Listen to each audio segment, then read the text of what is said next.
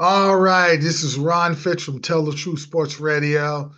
I'm your host, and I want to break down all the comings and goings in the NFL and college football.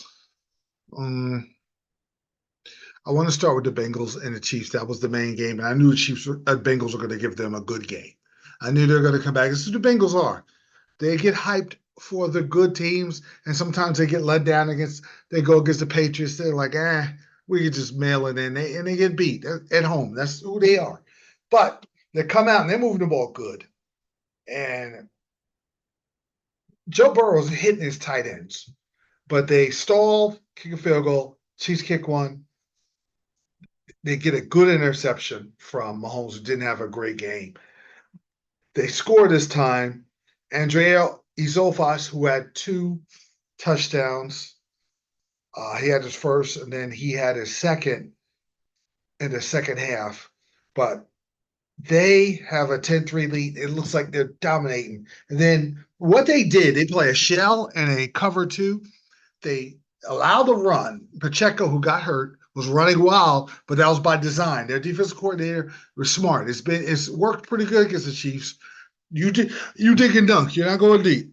They got undisciplined just for one time, and Rasheed Rice got behind his defender and scored to tie the game. Bengals drive easily twice down the field, but could not score. They get to the Kansas City 15, made a couple of mistakes. They should have punched it in. And then they get to the 30 with 137 left, and they don't punch it in. And their defense is playing good. Fredrickson was the best player on the football field. He was dominating the left guard of Kansas City so bad they had to take him out, and the replacement had to hold him. He should have been the hero of the game if the Bengals were smart, which they weren't. They they allowed the Kansas City to dink and dunk all the way down the field, but the Kansas City punched it in patiently. Wanye Morris, one of their linemen, it was a beautifully designed play by Ellie Reed. He throws for a touchdown. Bengals come right back down the field. They were going up and down the field all game long. They finally punch it in where Isofas scores. I might have got his name wrong, the tight end again. He's a good player. I better get to know him, know his name. He's a good player. And then they're in control of the fourth quarter, but Burrow gets stripped, and Kamari Connor runs it in for a fumble return. And then the Bengals, it doesn't even phase the Bengals. Bengals come right back down the field, and they're headed in the end zone for sure. But Jamar Chase has to be stupid. He gets put down. He thought it was a hit penalty, which it wasn't, but he argued, but he kept going. This is where Joe Burrow's leadership has to take over. You forget taunting the crowd. Forget about that. This is where you got to be a real leader. Mahomes would have took care of that. Mahomes would have grabbed the player and said, hey, come on, cut it out. That's enough. He just kept going and going and going and going and going until he got 15 yards of sportsmanlike conduct penalty, which the Bengals had to sell for a field goal, which was big. They missed a PAT and they got a field goal. So they left points on the board. And then Burrow gets sacked with, I believe, let me see, I believe 2:46 left. 3:27 left. And they have 3:27 to milk the clock, and they drive. And what's amazing is they're not moving at all the way to 48 seconds left. They're at their own 35. They committed a 29-yard on 4th and 16. And it was a pass interference for sure. It's obvious. All the defender had to do, because he got there in time, all he had to do was knock the ball down from Rasheed Rice. The game is over. Your season is in good shape. You're 1-1, ready to roll. But no, you had to go commit that stupid penalty and end up losing because Buckner kicks a 51-yard field goal. He's automatic. And they were talking about, well, he's controversial. He's not controversial. He just shared a common sense opinion. So he's not controversial. Stop it. He's a great kicker, good person, good family man. He made the kick, and the Chiefs fans and the players love him. So please. Pacheco has a fractured fibula. He's going to be out for 2 to 3 months. when he comes back, it's probably the best thing for him when he comes back late in the season because they were overusing him because of these the shell cover two defenses that are being thrown at the Chiefs. They were just giving the ball to Pacheco, who's not a big guy. He just runs hard up the middle, in between tackles, in between the B gap, over and over and over. And he's receiving the ball. Now they're going to have to, and if he's going to have to dial up some plays, they're going to have to use run back by committee. They really do. But this was a good win by the Chiefs. They're part of my shaky 2-0 teams because they should have lost. The Bengals outplayed them thoroughly. Burrow was a little better than Mahomes. Mahomes was meh. I mean, he made enough plays to do what he had to do, but he was 18 and 25, 151 yards, 2 T's, one bad interception, one incredible interception by the Cincinnati defender, one-handed one. I still wouldn't have thrown it. He wasn't covered. 80 QBR, not good. Because Pacheco had 90 yards, and he was running well. But the Cincinnati Bengals was better. Burrow had 258, 2 touchdowns, 0 interceptions. And he was solid. The problem is they don't run it. They don't run it consistently. Moss and Brown run pretty good, but not good enough. I do love their tight ends. All Junior and Isovas are really good. And you Chase, when he's calmed down, he still didn't get calmed down when he went on the sideline. I mean, come on, you can't. That's not the time to be idiotic.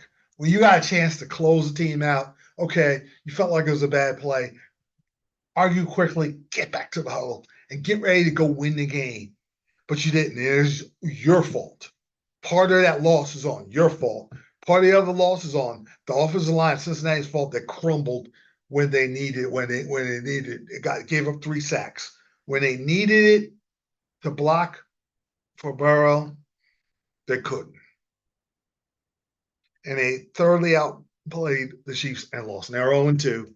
But I mean, if they can play a little more focused and not so overconfident and arrogant, they could still win the division, or you still make a playoff run because they're that talented. The defensive coordinator is smart. They lost Bates. If they have Bates as safety, who's one of the best second safeties along with Fitzpatrick in the league, they probably would be my Super Bowl contender, but he's not out there. They have a nice secondary. Corners are good. Frederickson's special, but they're thin on the defensive line because of injuries, and they allow free agents to go. And it hurt them. I think it's going to hurt them going into the season. And is Burrow going to be healthy? He kept giving up sacks. He's not. He's athletic. He's not super athletic, and that's what might hurt them. All right, the Baltimore Ravens are 0-2 to what?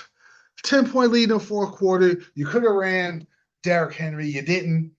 And they ended up losing to the Raiders. You know what the problem was? Number one, it was the Raiders because Brock Bowers, Devontae Adams is a superstar, but Brock Bowers is just, woo! I knew he was great, and that was just a great pickup.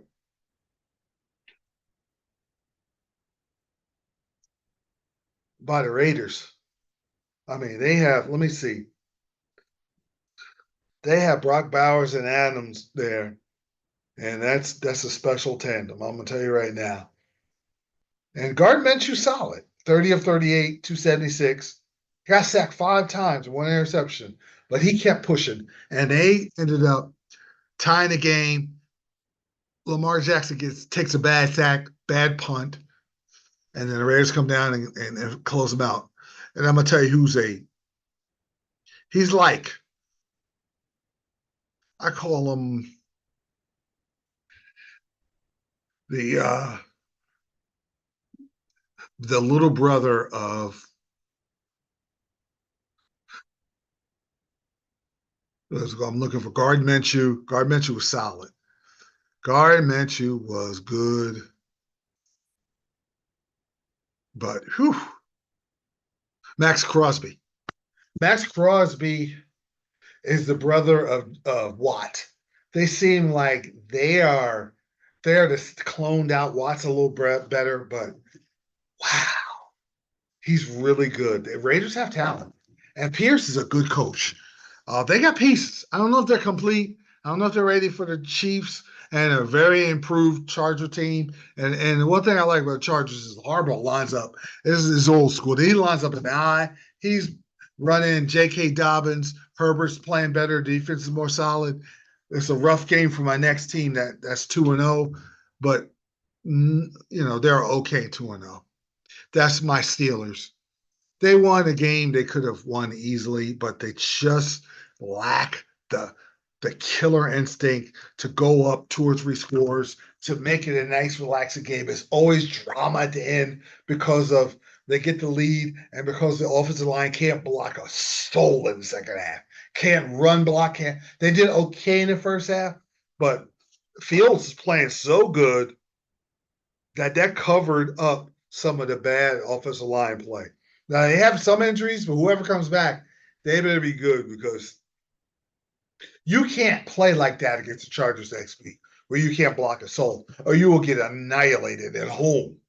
So 2-0 improvements have to be made. Not from Fields. Fields, I'm pleasantly surprised by Fields.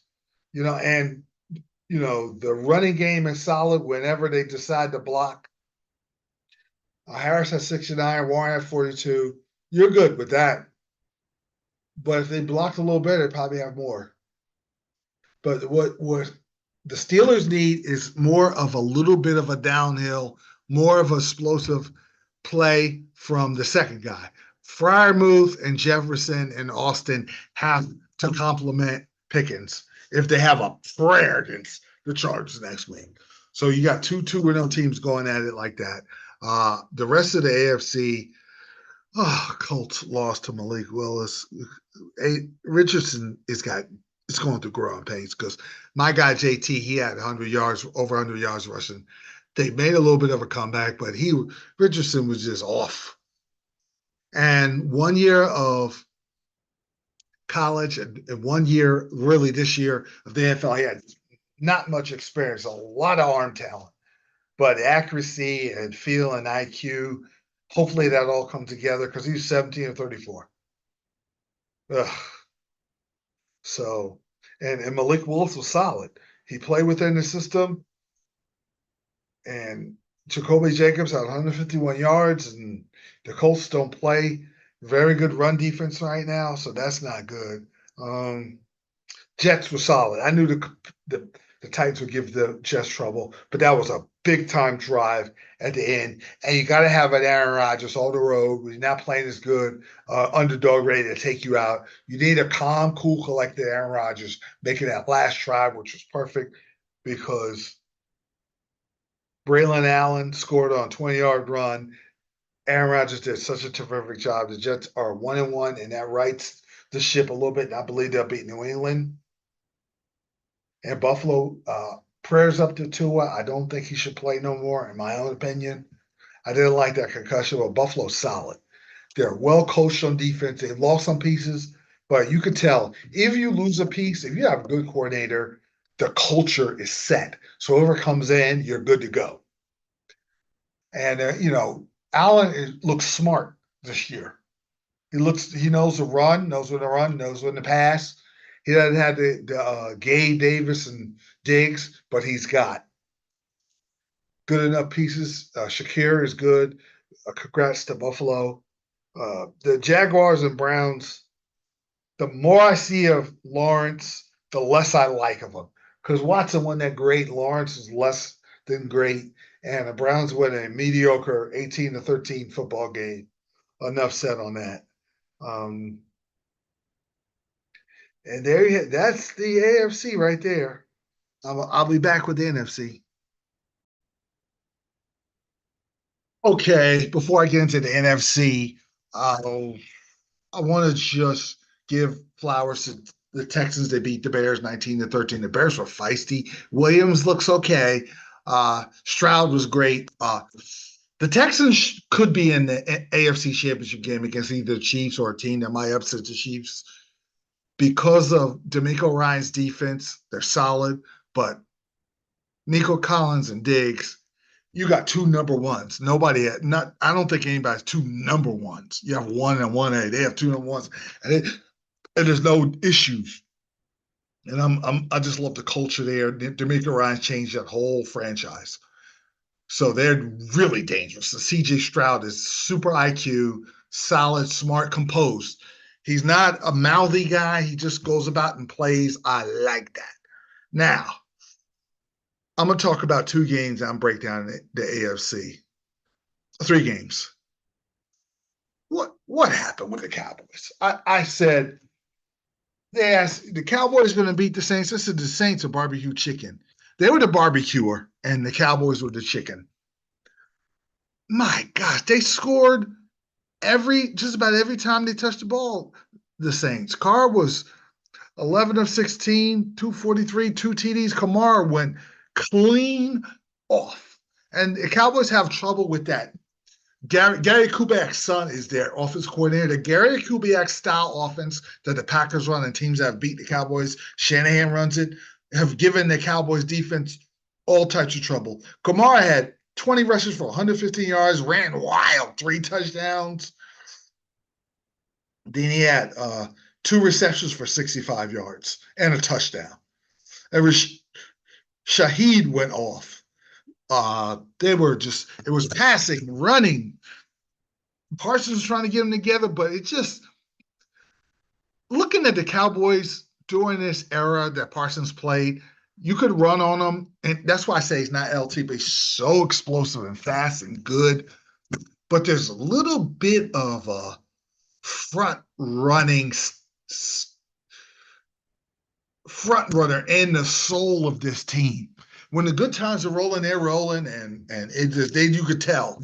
Then when things go bad, they just go worse because there's nobody that, hey, let's stop it. Sometimes there have been times that Dak has led comebacks, but once things go bad, they just fold up like a tent.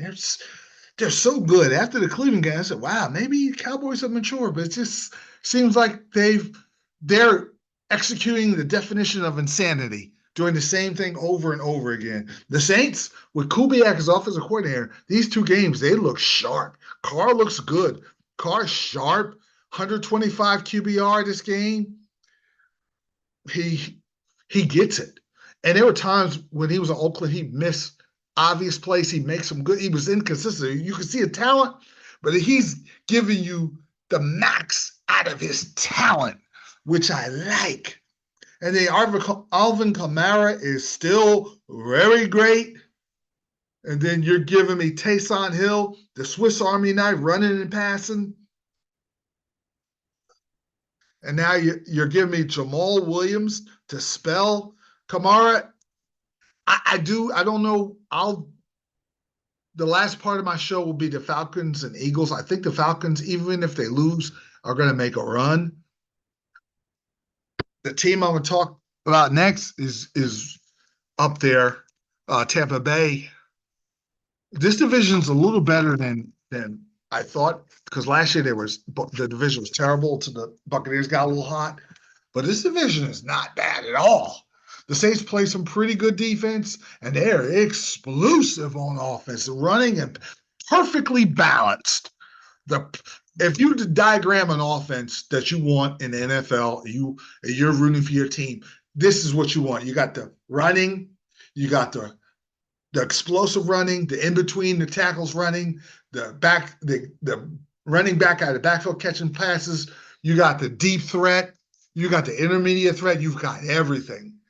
I don't know how long the Saints can keep this up, and when they play the Buccaneers and the teams like that, they won't just fold like the Cowboys. I want to see how they do. But boy, I was very impressed. Very well coached.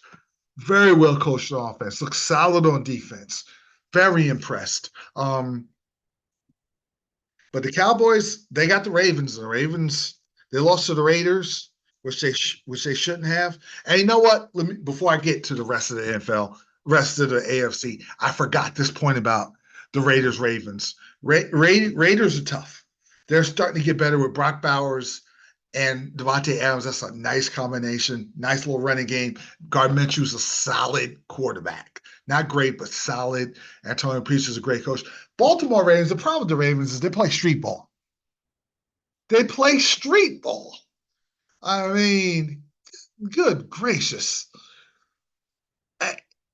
Derrick Henry's trying to get in where he fits in instead of them lining up and letting him just run it on first down, run on second down, maybe run on third, just punish the Raiders. Now that you got the lead, they blew a 10-point lead because they're playing Lamar Jackson street ball where it's just made up as it comes along. It doesn't look structured. For the last play of the game, he, instead of throwing a Hail Mary, he's trying to run from, I think, from 70 yards out. And then he's going to pitch it. It looked like a high school play. So they have to straighten out because they do have talent. If they lose to Dallas and go 0-3, I still think they'll make a run.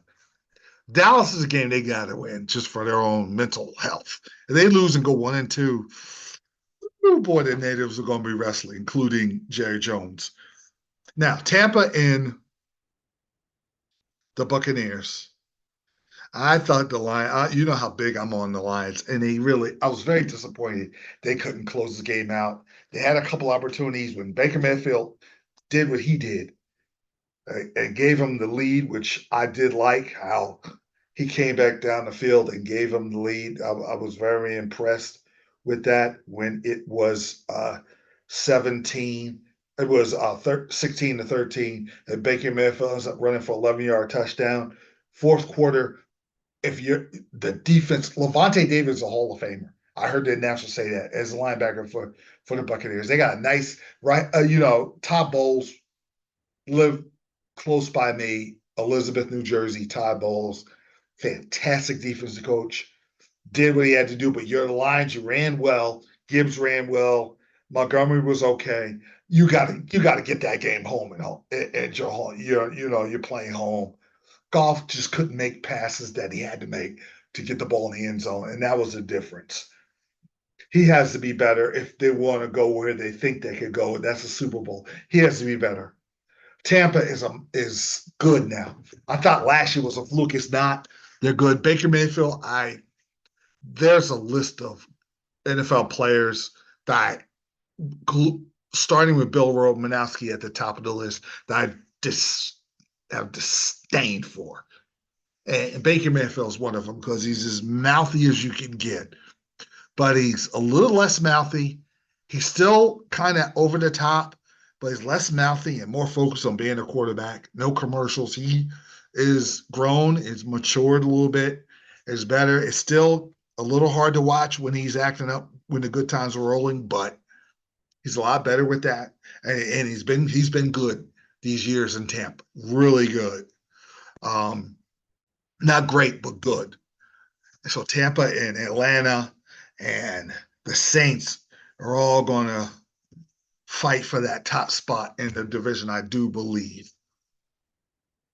The next game surprised the heck out of me. I know the Niners are injured, but the Vikings, it was 23-17, but they dominated. And I got to realize Flores has Shanahan's number when it comes to dialing the defenses that stop the Niners. They beat them last year in Minnesota, and they had all types of trouble trying to move the ball on them last year, and they dominated the 49ers. Niners got a late score, but Brock Purdy, it was good, 28-36, 3-19, but only one touchdown and got an interception. Mason had 100 yards, but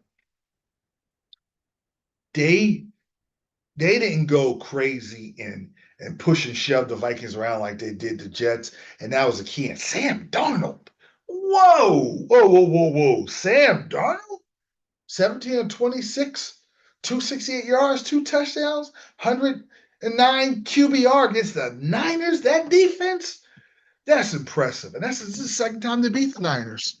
So if they get in the playoffs and they have to play the Niners have to get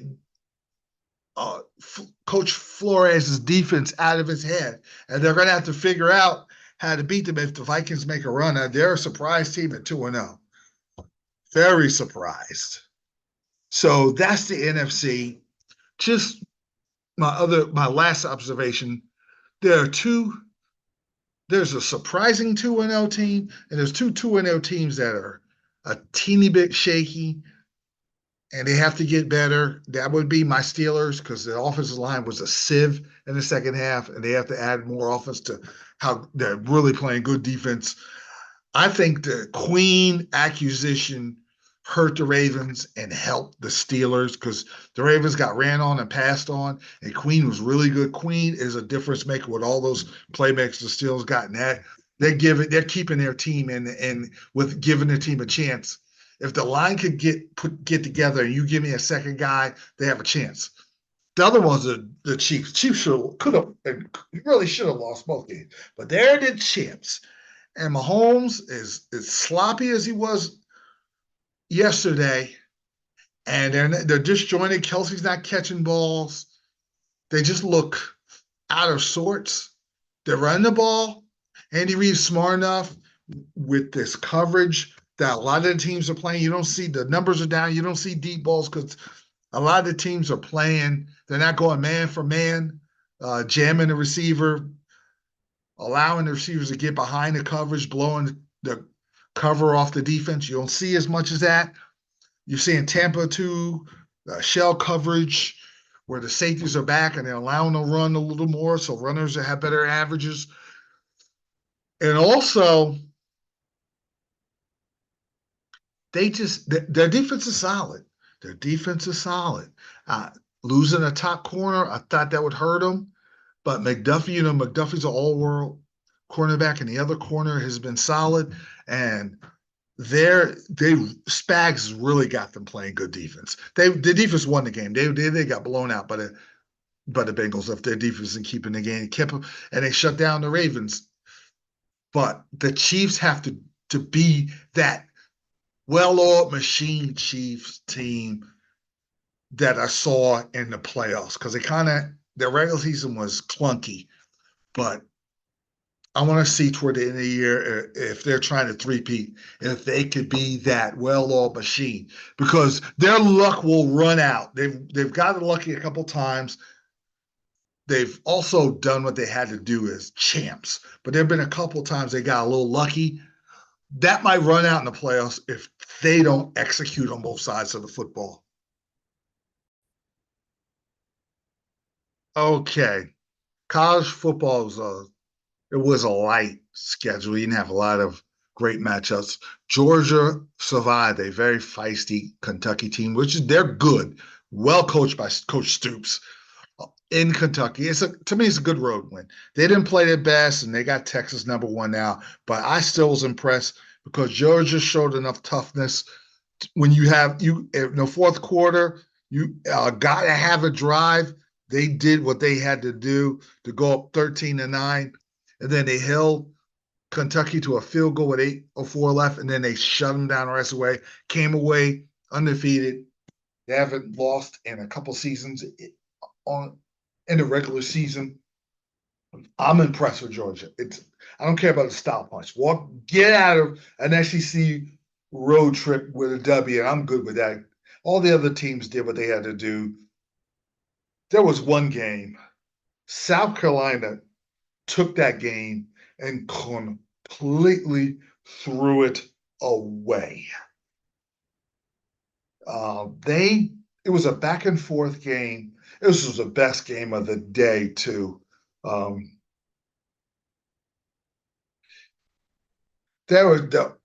Now I'll go here.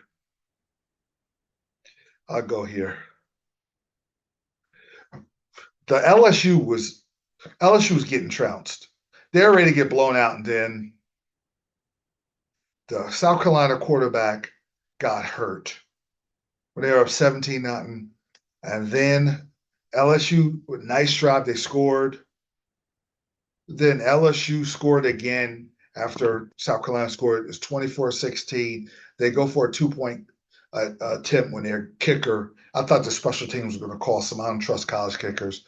But then they score again. They get closer. Fourth quarter comes. They score again after another failed 2-point attempt trying to catch up to those points. So it's 29-24. backup quarterback of South Carolina stinks. The third string quarterback came in and stabilized them. And Raheem Sanders ran for a 36-yard touchdown. Then they kick a field goal. Then the play of the game, the most selfish play of the game. It was, you think Jamar Chase's play on the Bengals cost him the game? This was the game. Garrett Nussmeier throws an interception, a pick six to the defender on South Carolina, takes it back for a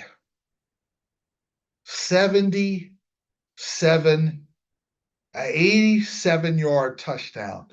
They're up. This is game. They're up 2 scores. 5:58 left. LSU on the road. They're done. An unnecessary roughness penalty because the defender wanted to shove Nussmeier down, who was not even going to be a part of the return for the attempt to track down the cornerback who caught that interception. He's running back for a touchdown, and this moron slams down the quarterback when he didn't have to. And it was called unnecessary roughness. LSU gets the ball back. You have to be kidding me.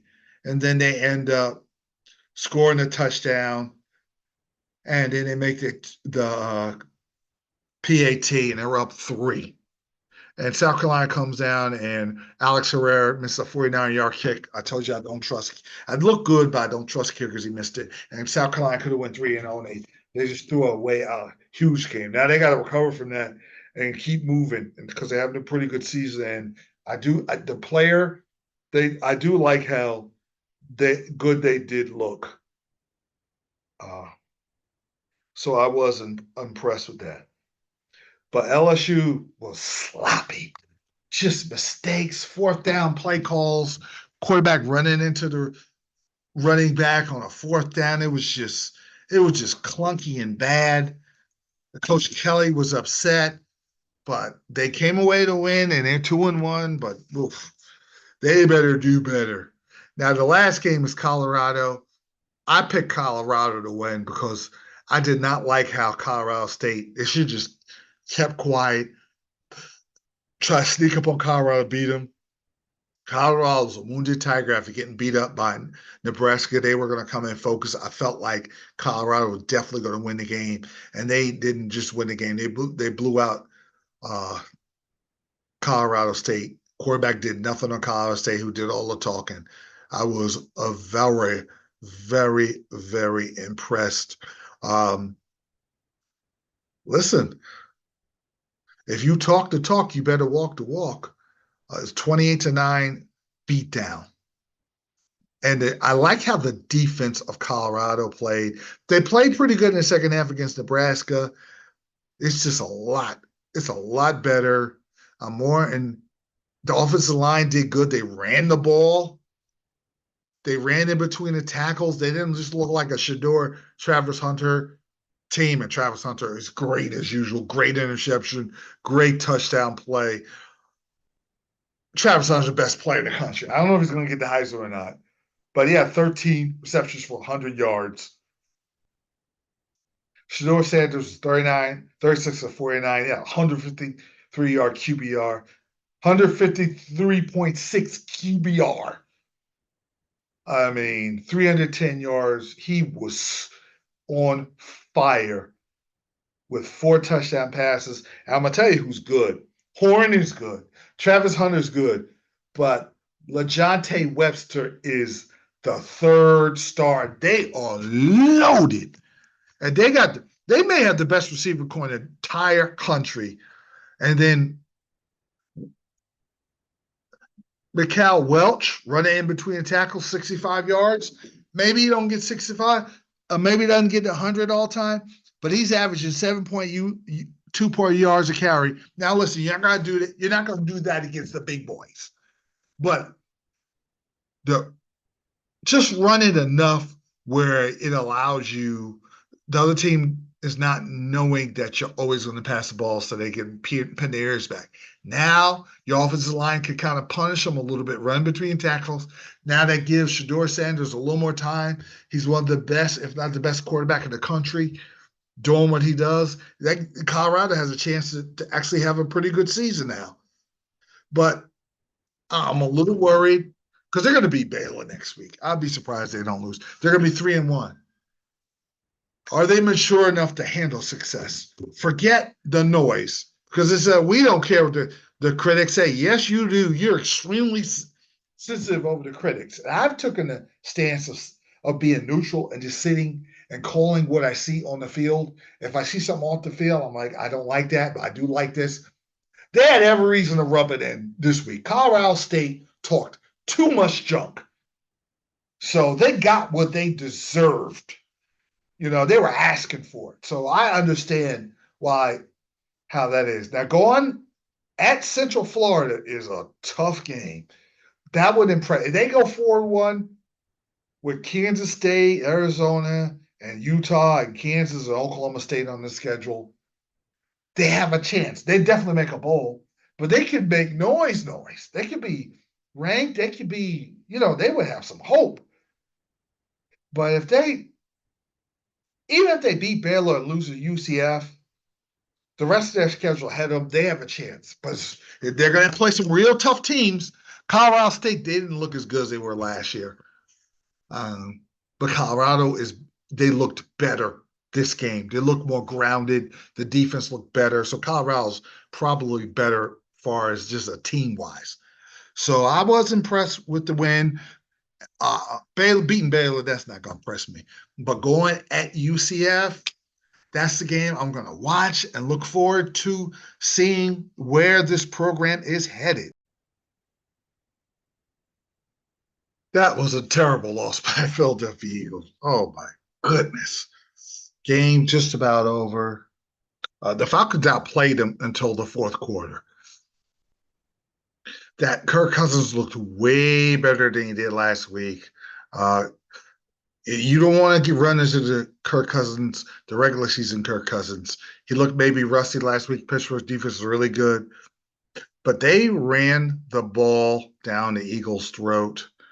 That didn't make any sense. A.J. Brown wasn't there, but still, you have the game won.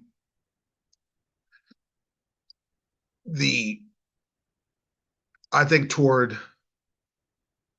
the third quarter, the Eagles had the ball, and they didn't score at the Atlanta 11 and had to kick a field goal. They took the lead, but they wanted more. Atlanta comes down, throws a 41-yard touchdown to Darryl Mooney, who was burning the Eagles' star rookie quarterback who was good last week. He's going to be a good one. He got beat up a little bit today. Jalen Hurts ends up on a long, nice drive that takes up most of the fourth quarter, and he scores up the middle for a touchdown, and the Eagles are in business. But this is where it went haywire. It was a fourth down play that the Atlanta Falcons had. And C.J. Gardner-Johnson stonewalled Bijan Robinson, who was running wild, stuffed them on fourth down. The hit of the year, turned them backwards. And now the Eagles, Atlanta has 3 timeouts, but the Eagles are ready to just put them away now. They're at the Atlanta 39. They're driving first down. They're moving well. Now they get another first down. They at Atlanta 17-yard line on the last timeout. If the Eagles get a first down, the game's over. I'm thinking maybe they run Hurts, but I can't blame them. It ends up backfiring, but Jalen Hurts throws the ball Saquon Barkley in the flat. Easy catch. He drops it. He doesn't drop pass. He's a very good receiver out of the backfield. And it was an easy catch, and he dropped it. And it gave Atlanta plenty of time with no timeouts. It just, I felt for Barkley because he had such a good game. Atlanta comes flying down the field, scoring a touchdown. Drake London beats Slay. I'm surprised he beat him on that pattern. But Atlanta commits a 15-yard penalty. He still makes the kick. And now maybe the Eagles with 34 seconds left a couple timeouts, they get a first down. Then Jalen Hurts gets pressure, throws a bad interception. That's game. And what I'm concerned about the Eagles, this was a bad loss because they had the game won. But the way they gave up, I mean, Kirk Cousins was fantastic. 241 and two touchdowns, 20 of 29. He was on point. He was almost 70% as far as passing. B. John Robbins had 97 yards of 14 carries, and Algier had 53 yards rushing. They had 152 yards rushing altogether, and they ran it down the Eagles' throat. And they were able to pass it because Mooney had a big game. London was good. Ray McLeod, I remember him on my Steelers. I don't remember him being this type of good receiver. He's had a good couple of games and so far this year. But Atlanta pulls it out, and I told you the NFC South is good. They're in it now, 1-1. Tampa, New Orleans, high-powered offense. Chris Kubiak's high-powered offense, and now here comes the Falcons. I knew the Falcons were going to make a run. They just either it was bad offense by the Falcons or great defense by the Steelers, but I knew that Atlanta was better than what they showed last week, and they went to Philadelphia and played and balled out, but they still should have lost because you're better off. It was a good, well-designed play to Barkley, but you're just better off running. And don't overthink it. Run it. Let that clock go down to 40 seconds. Then kick a field goal. Now Atlanta, they don't have any timeouts with 40 seconds left. That's harder. Even though they really went down the field easily, it'd have been a little harder. And Philadelphia probably would have won. That's just a rough loss for the Eagles. But the way Dallas lost, the Giants and the Redskins, they're still probably going to win the division because I can't trust Dallas. I can't trust Dallas at all. Dallas got the talent to just go far, but after that game, they're the definition of insanity, like I said. But the Eagles, bad loss. And if it comes down to home field when they're playing with the Lions and the Niners, you want to get games like this. But the Lions lost and the Niners lost, so it's week 2. Injuries play a factor, so we'll see going forward. A.J. Brown was out, so you want to make sure he's healthy. So you have key injuries at different spots in the NFL. But that was the hit of the game of the week, C.J. Gardner on Robinson. That should have won the game. And that was whew. And the way B.J. Robinson runs, you would have thought that was going to be the play that seals it. You really would have thought that, but it wasn't. And that was the hit of the week. The catch of the week is Cam Taylor-Britt's interception. That was a great catch. One hand, it was awesome in a game that the Bengals threw away. So you had 2 great plays, but games that both teams threw away. That's going to be an interesting week next week. It's going to be really good with the college football, Tennessee and Oklahoma. That's going to be an awesome game. I'm going to do a baseball show tomorrow because I haven't done that, and it's near the end of the season, and the pennant races are starting to really heat up.